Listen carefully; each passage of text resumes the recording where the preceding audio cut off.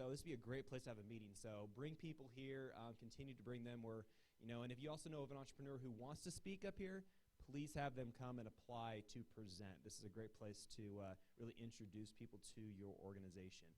But without further ado, I'm going to bring up our first presenter. I'm going to introduce Ethan Eck with Eck Fabrication. So let's give him a round of applause.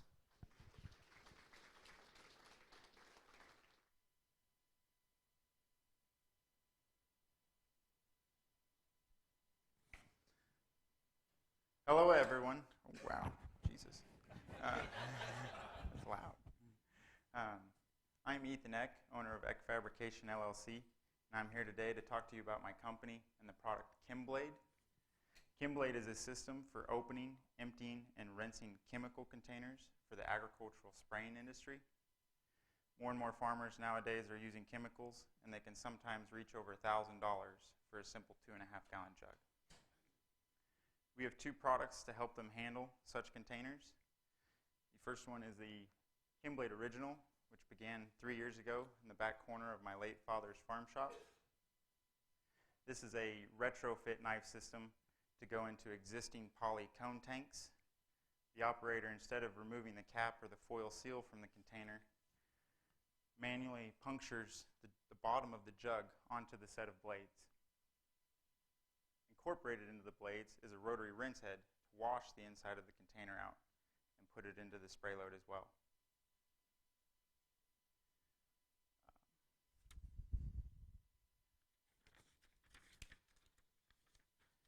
After initially starting the company and establishing it based on this product, I was put in touch by the KSBDC with my now partner, Ralph Lagergren. We worked together to not only expand the distribution of this product, which is now in 25 chains of spray parts retailers stretching from Mississippi to Washington, but we also worked on the further advancements of the product itself with the intent to license it to a large-scale manufacturer. Which brings me to our second model, the ChemBlade ES, which stands for Enclosed System. The operator simply sets the jug inside the tank, closes the lid, pushes a button. This creates the huge benefit of isolating the operator from the chemical as it's getting emptied. We initially chased the #1 resource for sprayers and farmers, which is time, and we got our empty time for a 2.5-gallon jug down to less than a half of a second. The modern sprayer is estimated to be worth $20 a minute, going through the field at 10 to 15 miles per hour and spanning its booms more than 120 feet wide. So when the sprayer is sitting, idling, and loading, it is not making any money. So therefore, there is a big need to load as fast and as efficiently and as safely as possible. The ChemBlade, and a single operator using a ChemBlade system can shave 30 to 60 minutes off of one workday. So the return on investment can happen very quickly. The ChemBlade is a smaller item compared to a $400,000 sprayer, but the difference it can make is huge. Innovation was our strong suit, as Ralph and I worked great together with our complementing talents and worked towards the licensing to a manufacturer to free us up to work on other creative ideas, our passions. We saw success in this by licensing the product to Hagee Manufacturing out of Clarion, Iowa, who produces well-renowned self-propelled sprayers. Initial stages of R&D went great with them, but as they were purchased and merged with John Deere, their focus had shifted to just sprayers.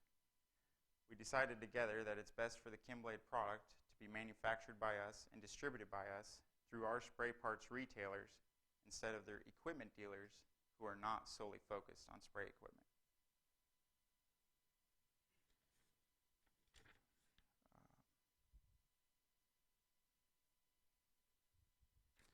We're in the process of readying ChemBlade ES units for beta tests and plan to release multiple models of the ES, as well as continuing to produce the ChemBlade Original as it fills a second-tier market going into existing polycone tanks, which are a much cheaper tank, and they're very common. I feel confident that we will see success in changing the chemical induction industry for the modern sprayer applicator, as as regulations are released consistently and the EPA is starting to crack down on these hazardous chemicals, we are in a front row seat to change the game and make the spray operator more money while making their job safer. After the licensing agreement, my focus had already transitioned. Ralph and I planned to work together again on a whole new project, a turbocharger design for combustion engines. Shortly after the licensing agreement, I upped ECFAB's capabilities by bringing in multiple pieces of CNC equipment and various other equipment into my 5,000 square foot facility. Now that the focus has changed to manufacturing the ES, I am well prepared for the task at hand. Please take a look at the capabilities we have in case any of you have development work down the road that is heavier than a typical workload. I myself went through the daunting task of allocating shops to create parts for the ChemBlade original when I started. The city has extraordinary capabilities, but when you're the guy with the one-off crazy idea, you almost always get pushed to the bottom of the list, or let alone can't even get inside the door. I'd like to take this time to say thank you to the Million Cups organization, all the other organizations like ETF and KSBDC that have been part of the journey so far, and also a heartfelt shout out to my mother, my girlfriend, and my late father who have supported me the whole way through. Going forward is an uphill climb. I look forward to it. I mean, who really wants to go the easy way downhill?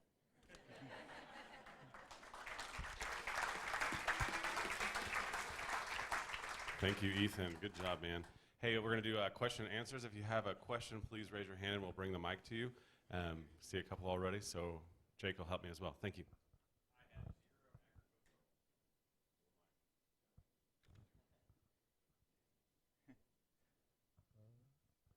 Good? Okay. I have zero agricultural background. Can you help me understand exactly, like, am I dumping whole containers of chemical in here and it's loading them onto the spray equipment and cleaning the actual container itself, or is it only cleaning the container that the chemicals were in previously? Okay, so the sprayer operator, when he goes out to spray a field, he'll have a batter or a batch. He might have 5 of one jug, 2 of another jug, maybe 3 50-pound bags that he has to put in one load of sprayer, which is typically 1,000 to 1,200 gallons of water. So he's going to stop the sprayer, start pumping water. These 2.5-gallon jugs, he's going to throw them onto the knife or set them inside the ES to cut them open and empty them. And immediately we rinse the inside of the jug and the outside of the jug so that all of the chemical goes into the sprayer. You could leave about 2 to 4 ounces in the bottom of a jug just by pouring it out and not doing anything. Like 10 to 15 bucks an ounce, it adds up in a hurry. So they just clean mainly the smaller containers and then recycle them, hopefully. Brent? Yeah, too. I was just wondering, does the military use that sort of thing? Have you thought of any the applications beyond farm applications? And then number 2, your manufacturing facility, do you do, like if somebody came in and wanted a particular extruded rail fence or anything like that, or what are the capabilities of what you're doing there? Because it sounded like you were able to bring in other work and have it done there, or am I clear on that? Do you understand? Yeah. To answer your first question, we haven't necessarily found a specific market to hit yet. The enclosed system is probably what would stretch into other markets as the safety aspect of it compared to the ChemBlade original, which is an open environment. To answer your second question, capabilities mainly fall onto machining or welding. We outsource all flat metal work and laser work. As far as outside work, my late father in the old family business was mobile hammer mills, very heavy machines, so I had to do a lot of repairs there. My brother operates a farm with cattle and about 4,000 acres, so whatever they break, unfortunately, gets thrown in the door. Back left. How many have you sold, and what are your current sales goals? Currently with the ChemBlade original, we're just tipping around 1,000 units. The ChemBlade ES, we feel, is going to be a much larger product, so we're hoping to hit between the 300 to 500 units per year. And especially as the EPA, last 8-10 years, California has really been regulated. Sometimes you don't follow regulations, which is fine. but they're starting to begin January 2nd to sweep those regulations across the entire United States. There's guys handling chemical that if you get a drop in your mouth, you go to the hospital, you get pumped full of chalk, you still got 7 days. So they need to start regulating. Right back here. You said you partnered up with John Deere earlier on and tried to. Is this something that you're trying to keep local, distribute local, or what's your growth process? Actually, we do a little bit locally. We have a good distributor, Fairbank Equipment in Wichita, but they've vast across 6 states. Most of the business is in the Corn Belt, obviously where all the good soil, water, and crops are. Stretching from Iowa clear up into North Dakota, we get a lot of northern states as well.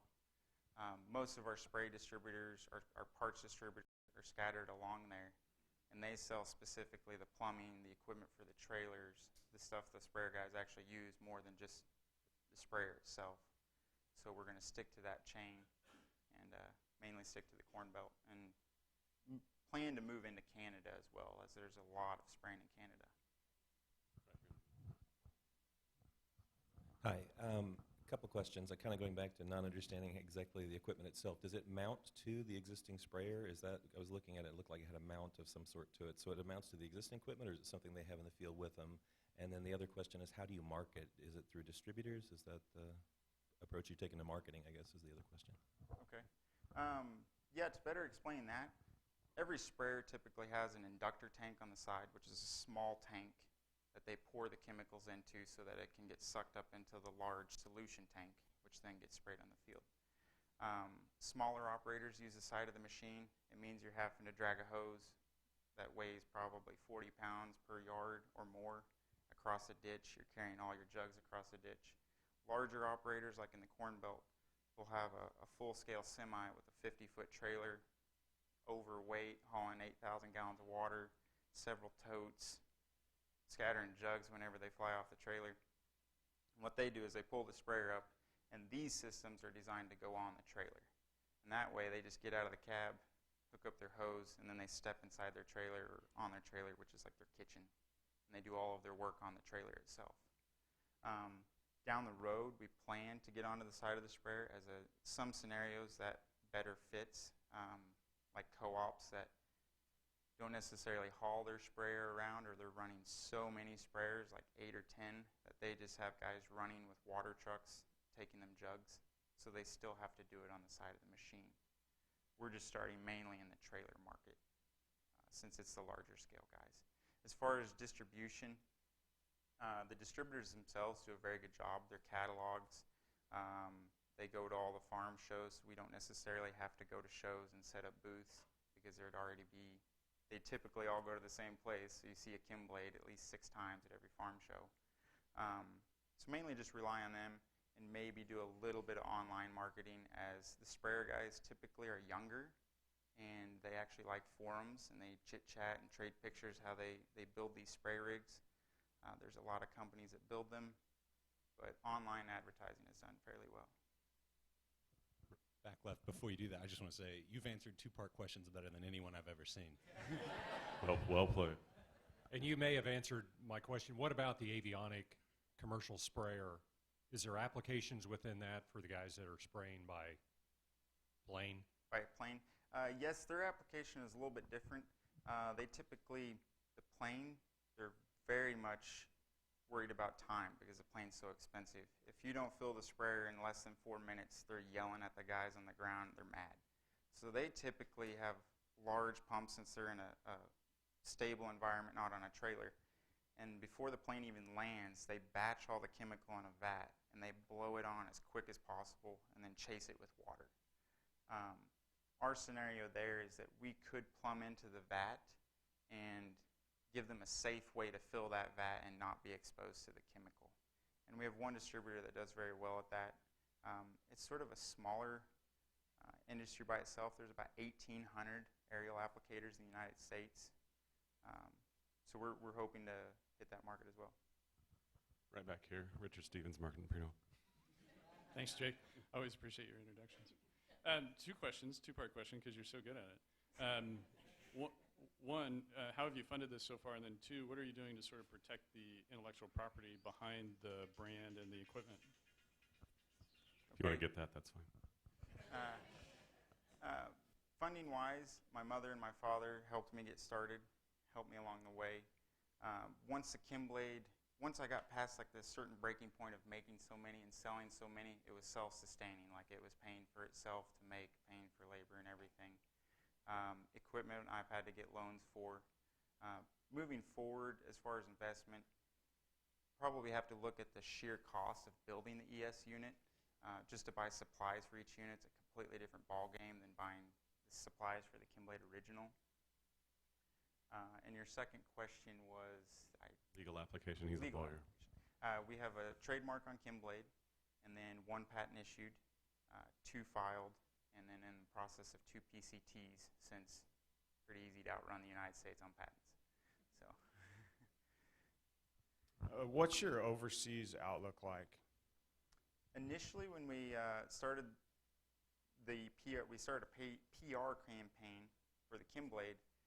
It was odd. We got all kinds of mail from Australia, Ireland, Germany, even Israel, all over the places. We had many articles released, and it's slowed down, but we think the ChemBlade original probably isn't the greatest fit, maybe in the lower money countries like Brazil and things like that, but the ES is what will shine in the European market, where they're very stringent on chemical use.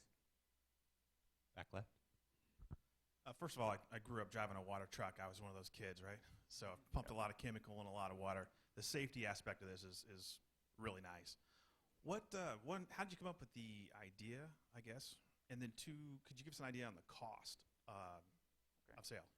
The idea, so the ChemBlade original, I was a tender trailer guy for my brother, as he commercially sprays, or did. Now just says chemical, as everybody buys sprayers. The ES was really stumbled upon. First, purposely missed a cut with the ChemBlade original, like, hey, what if an accident happens? So we just tried an accident. Well, the jug emptied really fast. And we're like, what happened? So the ES specifically cuts a door in the side of the jug, and that's how we can get it to empty so quickly. It just cuts a V out of the bottom and 2 sides. The safety aspect of it, we purely stumbled upon that because one of the first units we call like a slot machine. You set the jug, and we were using the lever to sling this door cut into it. I'm like, oh, we could just put the handle on the outside of the tank. So we really just stumbled upon that one. And your second question was, cost. The ChemBlade original MSRP is for $520. The ES we're looking at with the various models ranging from probably $5,000 to $7,500 per unit. He likes to ask 2 questions. One at a time. Yeah, this is a single question for you. I've tried to look at distributors before as well, and we start talking about if I want to sell it for $1,000, they want to buy it for me for $250 or something. How'd you come up with a price point, and how much do the distributors take? Typically, the distributors, we're really nice to them. We give them about a 30 to 33% margin. We price the product at 2.5 times what the cost of materials is, which comes out about right. When you start getting into the larger numbers, it really works out. So we just sort of took a little bit of a less income starting out just because we didn't have the numbers there. But the 2.5 times worked pretty well. Probably tweak the margin back from 30%, 33% to more the high 20s on the ES unit, since it's such a larger amount starting out. Getting into the distributors was a different story. There's some that you'd even have customers go get a ChemBlade somewhere else, take it to their store, they install it, yet they won't become a distributor. Others that you call on for 2.5 years with 10 different people, out of the blue, they just call, hey, we want to start buying them. It's just some right away. Do we have any other questions? On the left. My question is, I'm trying to, the whole thing about the jugs themselves, and you said recycle them, is there a particular place that actually recycles those jugs due to the fact that they may assume that there's still some potential hazardous contamination in them? There's a lot more recycling centers than people think about. A lot of farmers, we've done surveys, it's surprisingly how many they burn or bury with chemical in them. On the side of the jug, they do a triple rinse regulation, which is about a 4-minute process of filling it up, not 3 times, but 4 times for some weird reason. And you shake it to get it clean for the recycler. If you have the jug clean, most recyclers just accept them. If you take them a jug that's dripping, they'll just refuse it. It's just weird how some places they don't recycle at all, and the next place you call, yeah, we recycle, they pick it up on a semi every Thursday. So I hope that answers your question on the recycling.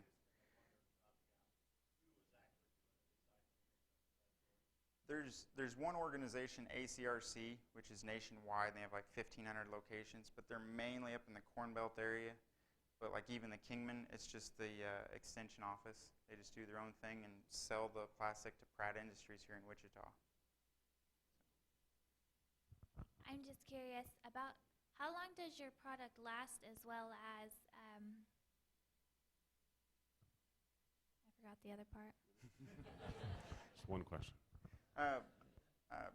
Probably blade life would be the #1 thing. You know, you're cutting things repeatedly. It's HDPE plastic.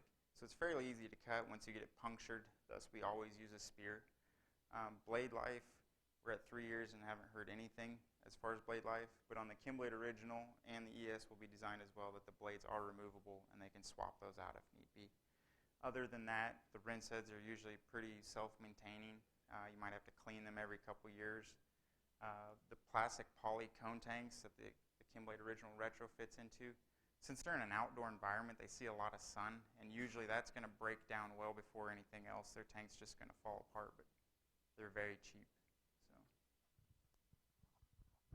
Good morning. One question with the chemicals and risk and someone getting hurt. What kind of, do you have insurance, or how do you cover yourself if something does go wrong and being part of that lawsuit? Warning labels, warning instructions, operating instructions, the whole gambit repeatedly. Give everybody a big old fat warning sticker with 15 different things on it to stick on the side of their tank. And just insurance for liability, just at least $1 million policy. Do you have a website or anything that kind of gives more information or kind of shows a little bit more about your product? Okay, good question. ChemBlade.com, that'll transfer you to ecfab.com. Either or the same thing. And there you can find information and videos on the ChemBlade Original as well as the ChemBlade ES in operation. And then several of our articles, we've been featured in Successful Farming Magazine multiple times, Farm Industry News, and a plethora of online places. All right, thank you so much. Next time. What does the Wichita community, though, can we do to help you? Sorry, we don't need claps yet, not yet. What does the Wichita community can we do to help you? Probably the best thing to help would be networking. Not only networking with us, helping the production of ChemBlades is a win-win, but also if we could help you in the production of another product going down the road. It's probably that, and probably one of the key networking deals would be investors or people that are involved with manufacturing and that load of creating a product on a large scale that costs a good amount of money to make. Now you can applaud. That's a good job. We've got a presenter's cup up here. Kenton's going to bring that up. It's one of a kind. It is chemical free at this point. Let's try to remain that way, and it can be fully recycled. So thank you. Great job. We also have a couple other announcements, but thank you. Good job. Thank you.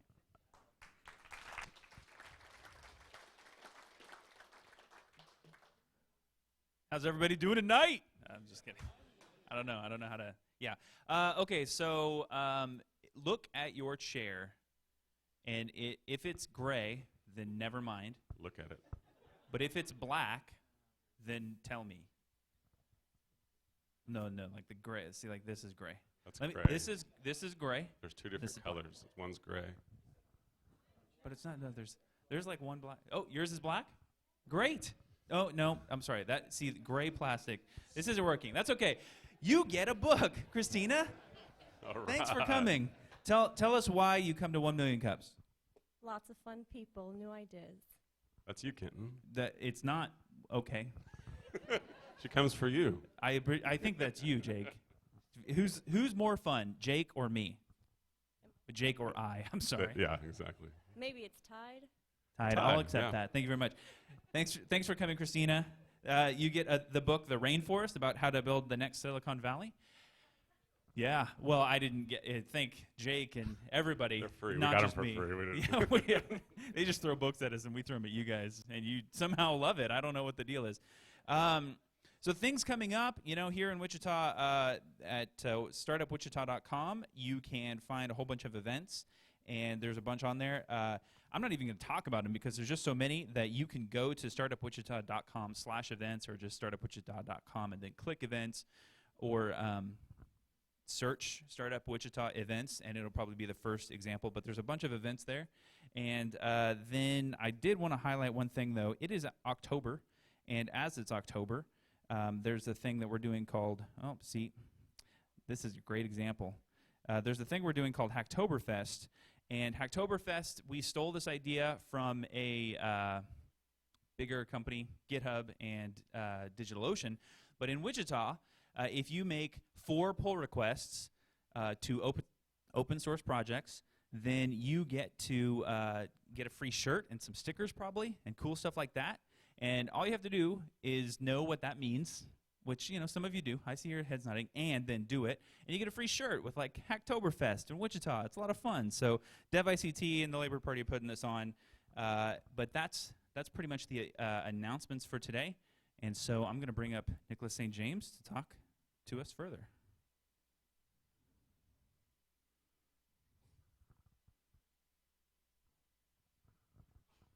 St. John. I'm sorry. St. James, St. John. Some saint. He's funnier. And real quick, the new rule, if you haven't heard it already, if your cell phone goes off while they're presenting, you have to answer it, have your full conversation, and say, I love you at the end. That's going to happen, and we're going to call you out. So put them on vibrate.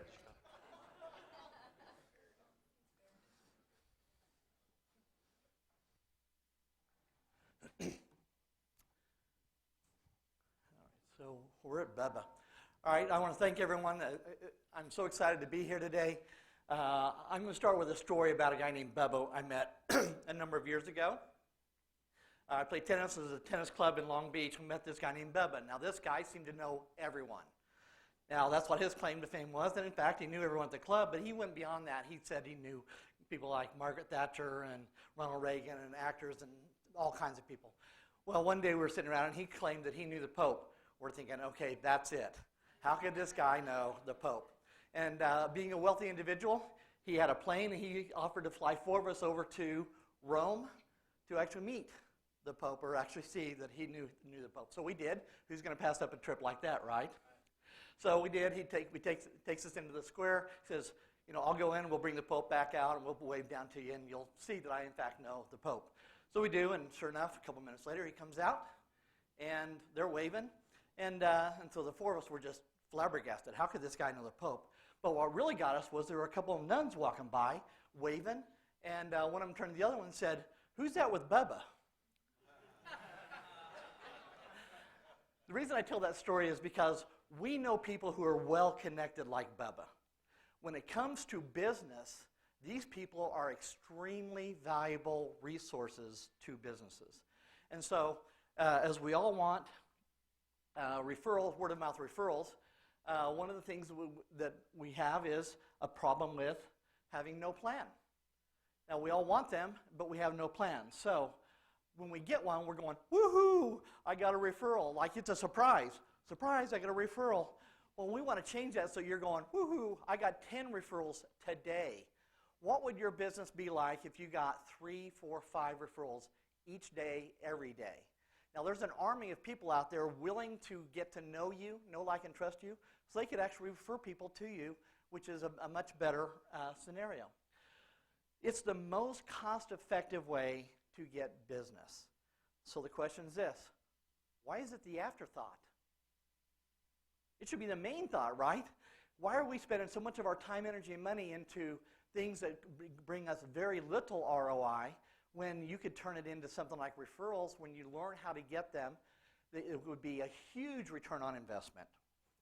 Okay, here's the problems. There's minimal training. I went out and looked at a lot of companies, which actually isn't right. There's not a lot of companies out doing referral stuff. So there's minimal training. There's a disconnect in the whole referral process. It's difficult. If it was easy, everyone would be getting referrals, right? And it's awkward. Only 15% of the companies ever ask for referrals. 90% of those ask at the wrong time. We've all experienced someone going, who do you know that you could send my way, right? That's awkward, and it's detrimental to businesses. So the solutions: video training. I'm working on a video training class. There's regular tips. You can get regular tips on our website, redhotreferrals.com. There's emails, and there's text messages. So we utilize all the current technology in a way that a lot of people have thought it could be used, but haven't ever put it all together. We make connecting easy. And then finally, systems. System stands for save yourself time, energy, and money. Usually a referrer will only connect with someone once. So they go, Joe, you should meet Stan. He could help you with your problem. And that's it. Now maybe you gave them a phone number, which gets lost. No one carries cards and brochures for your friends and business associates, right? With the exception of the folks from BNI, which do a marvelous job at referral networking. We have developed a whole series of modalities that help your people connect people to you multiple times and in multiple ways.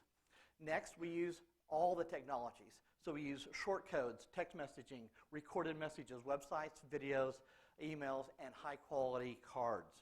Next, there's 3 phases to really developing a campaign for referrals. The first one is short codes and recorded messages. The next one is advocate development, building that relationship with your bubbas. And then also the use of videos and squeeze pages and connecting with people.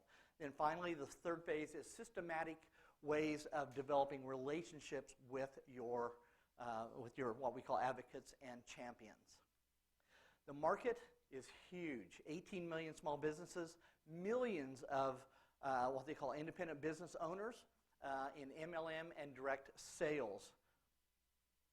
Net weaving and networking. I don't have time to go into net weaving, so if someone wants to ask about net weaving, that would be the opportune time. But it changes the whole dynamic of who you know and how you interact with them. Finally, we all tell you to put away your cell phone. At this point, you can get out your cell phone. And how many people here have used short codes? A few of you? To explain how easy it is, it's like sending a text message to somebody. Most of us have done that, but instead of sending it to a person, we send it to a 5-digit number, and instead of a whole long thing about what you're doing or what you ate, it's a 1 or 2 word code, and it's that simple. So it's basically a text message, but it's got another, it's used in a different way. Finally, here's all my contact information, and redhotreferrals.com. We have the plan, we have the technology, and we have all of the things that are associated with it. Thanks. Awesome job. All right, we're going to do a little more question and answer. If you have a question, please raise your hand. Make sure you're texting, but your phone is on vibrate. In the front. So I want to know what the difference is between net weaving and networking. All right, net weaving is a pay it forward, do unto others as they would have do unto you, and kind of a law of reciprocity. Everyone wants referrals. In order to get good referrals, you need to learn to be someone who can give referrals. This is it's a two-way street. And while there are people who are just what we call takers, those are not good net weaving people. Net weaving people are people who go into a meeting, and we go into these networking events and we're constantly kind of flitting from person to person. It's very superficial, it's awkward, and you're just looking for who can be my next customer or someone that can help me. Net weaving is completely the opposite. You do not go in trying to find someone. You go in with the idea, I have a Rolodex, I'm a Bubba, and I can give people resources that can help them in their business. A lot of people in business are stuck someplace, and you may be someone who knows somebody that can help them. Sometimes it may be a customer. Maybe they're fishing in the wrong fishing hole that's been exhausted, and they need a marketing strategist that moves them from this fishing hole over to another one where there's plenty of customers. So you know people that can help each other. And so typically what goes around comes around. So when you learn to do that, it becomes a lot more satisfying. Instead of what's in it for me, it's how can I help somebody else? So that's what net weaving is about. Where did you come up with this idea, and what qualifies you to do this? Well, I've been doing marketing I was a marketing strategist. I've worked with some big companies here in Wichita, and then I was doing some advertising things. And as I was out talking to businesses, I found that there was this void. While everybody wanted word-of-mouth referrals, nobody had a plan. Nobody really understood what it was to develop a campaign and figure out how to do that. My background is I'm an efficiency expert. I've worked at the Kennedy Space Center, the Jet Propulsion Lab, spy satellites. I consulted to Disney, Mattel, and Gillette, City and County of Los Angeles. I did a 12-month project in 12 weeks. I really know how to put this stuff together so that it's very, very, very efficient. So when I talked about before, when you meet someone that you want to connect with, someone that has a business, usually that's a one-time effort. Well, what if we could do it so it's quick and easy with a short code and a recorded message? Because recorded messages, who knows your business better than you do? Nobody.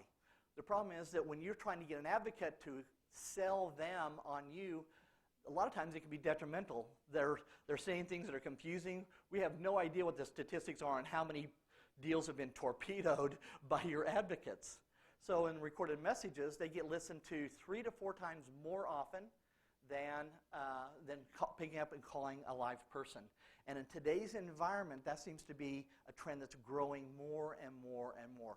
While you eventually have to talk to someone live in a business, what they have to do is they have to gain a certain amount of trust and comfort before they'll make that call and connect with you. So does that answer your question? In the back, someone raise their hand. Is there a cost structure, or can you explain the structure of the cost of the whole project? Yes, there's 3 phases to it. Phase 1, we have an introductory price, which is ending at the end of this week. It's $1 to sign up and get your short code and your recorded message number, and then it's $10 a month after that. You get 2 weeks of kind of getting it set up and started testing.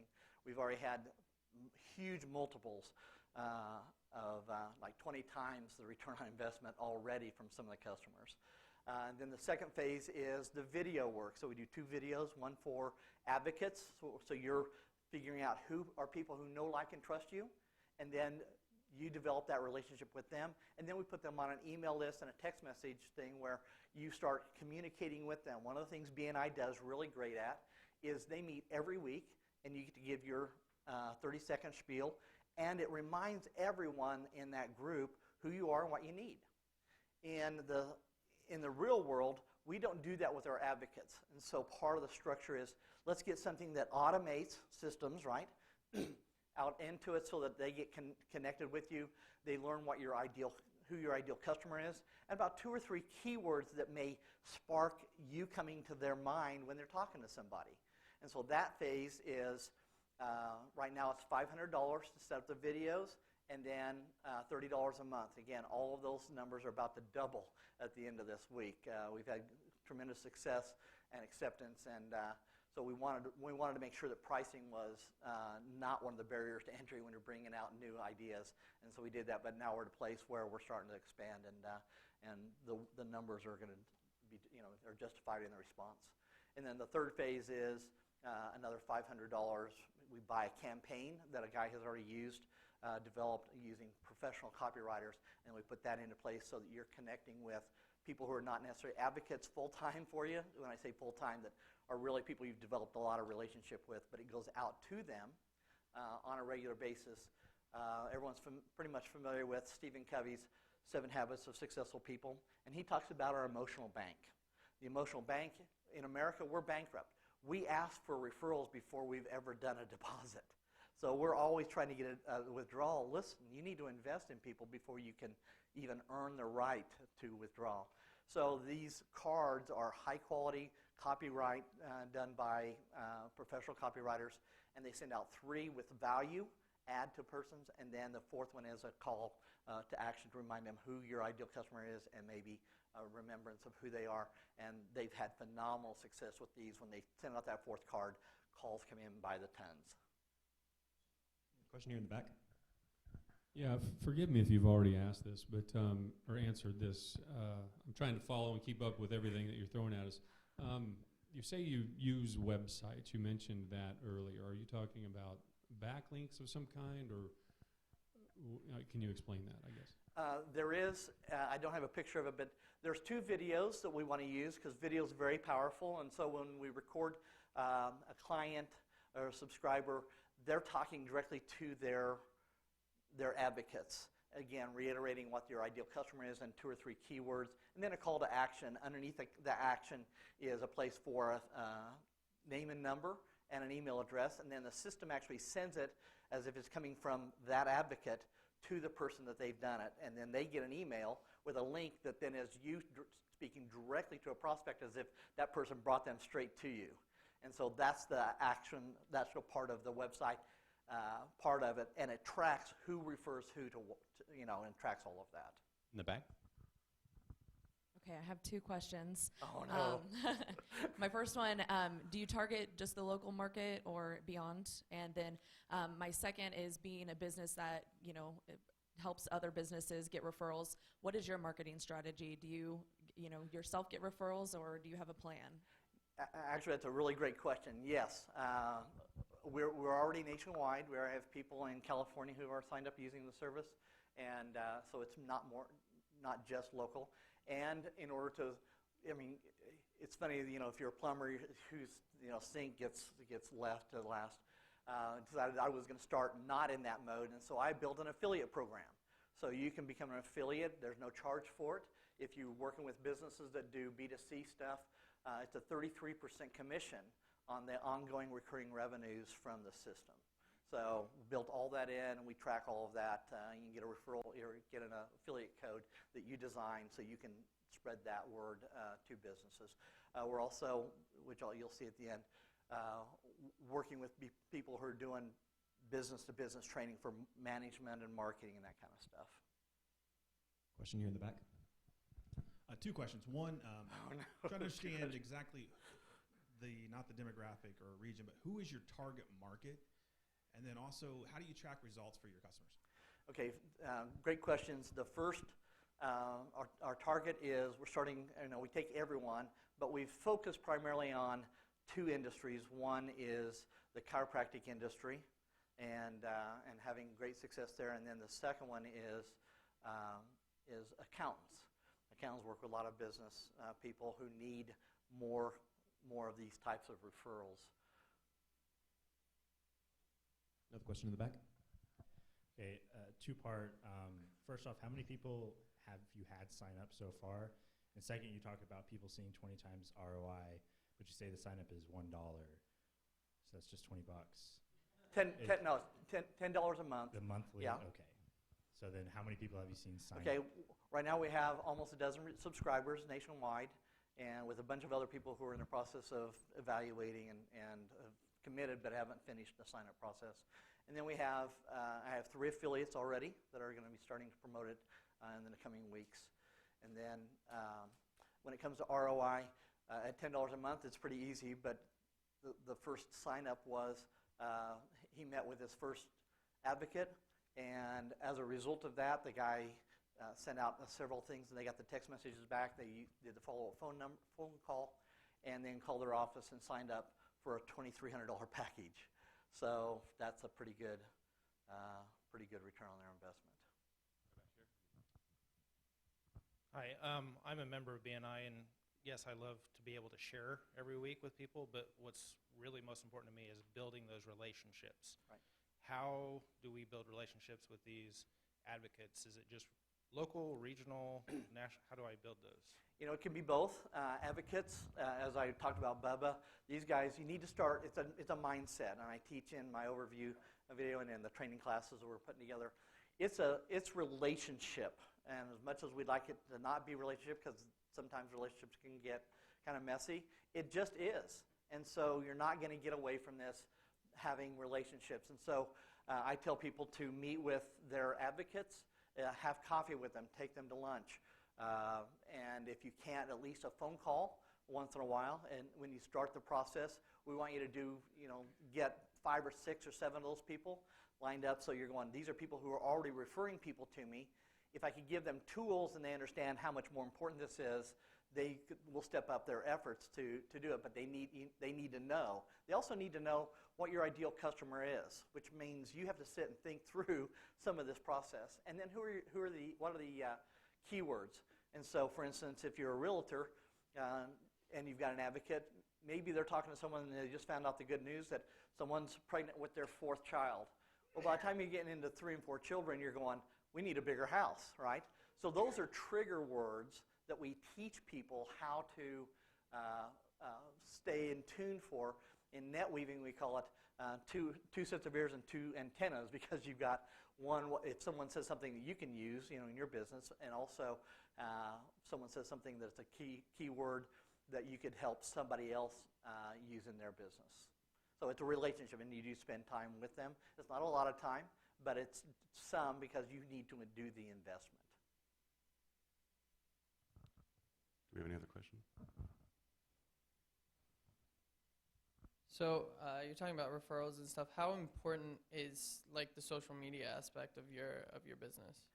We've not delved into that, but that is on the back burner right now as we've rolled this out, because video testimonials are king, and so we've not started promoting that yet, but we are going to start including that in things that you can use to get additional, because again, social media, someone goes out to Facebook and I ate at this restaurant, I really liked it, type of thing, and you need that as well. We just haven't started, we didn't focus on that because that's already existing, people already know how to use that. So what we focused on was, let's get tools into the hands of people so they could more easily connect someone they know with you and make it so that it works. Typically, 1 in 7 people get referred to you, ever get to you. With our system, the numbers are going up into 3 and 4 times that, so they get back to you. So it's proven to be pretty successful in getting people to you. Last and most important question, what can we as a community do to support you? See if I can cover this. NetWeave with me. I love hearing the stories of who you are, what you do, and why you do it, and who your ideal customer is, and who I can kind of scout for you. The next thing is introduce me to those doing business in educational seminars. And I mentioned accountants and marketing strategists do those kinds of seminars, and I can partner with you to add to those kind of seminars. And then third, put the Red Hot referrals to use in your business. Start experiencing how much quicker and easier you're going to see referrals come into your business by using the short codes and experiencing the recorded messages and how much more powerful that stuff is. A round of applause. Thank you.